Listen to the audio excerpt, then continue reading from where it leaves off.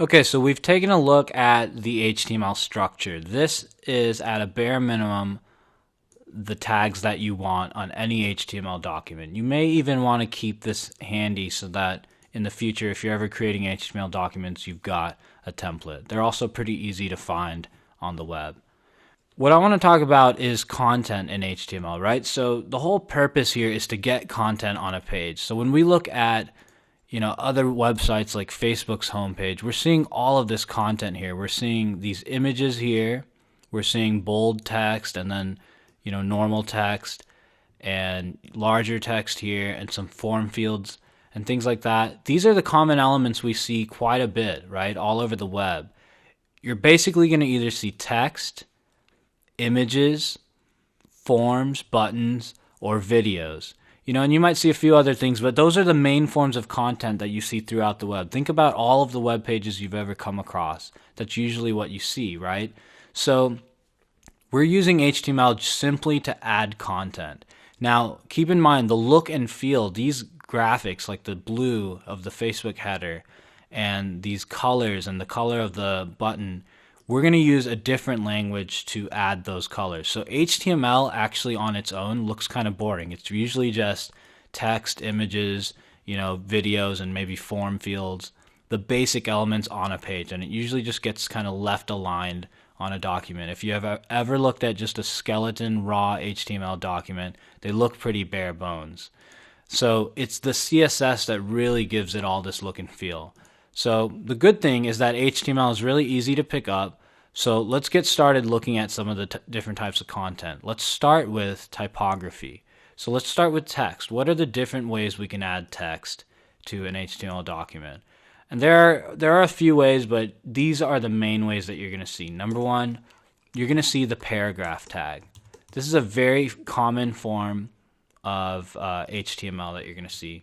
And it's just like this. You have an opening P tag and then it's closing P tag. And so inside this, we can put any kind of paragraph. You can, for example, put just a random, piece of body text in there. So let's just add something. Now, if I save this file and then go back over here and refresh it, you'll see that here we go, a paragraph tag has been dropped into this HTML document. Again, nothing exciting, but you will see this quite a bit in HTML, the P tags. Now, in terms of headers, like when you see something like this and you've got an important kind of call out on the web page or important directive where you're asking someone to do something, these main headers here, there is a special tag we use for those, and it's the H1 tag. And it looks like that. So the opening H1 is like this, and then let's get this indentation right. The closing one looks like that. And keep in mind the way I'm kind of indenting these nested elements, right? So we're working inside the body tags right now, because anything in the body tag, remember, that's going to show up in this white space of the browser window here.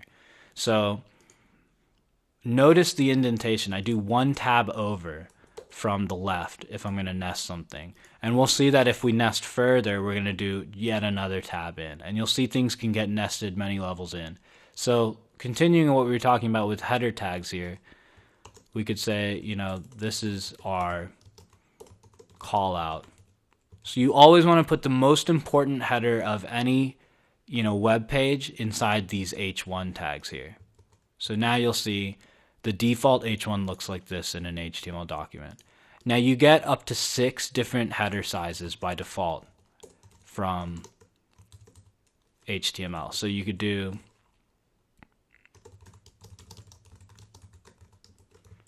something like that, and if I refresh after saving, you'll see it's a little bit smaller than the H1 tag. So just keep that in mind. The largest text on your site should be, other than maybe a logo, should be your H1 tag. And then from there, you can want to kind of go down, any other headers, you'll want to use the H2, H3, and it goes all the way up to H6. And I'll show you what that looks like.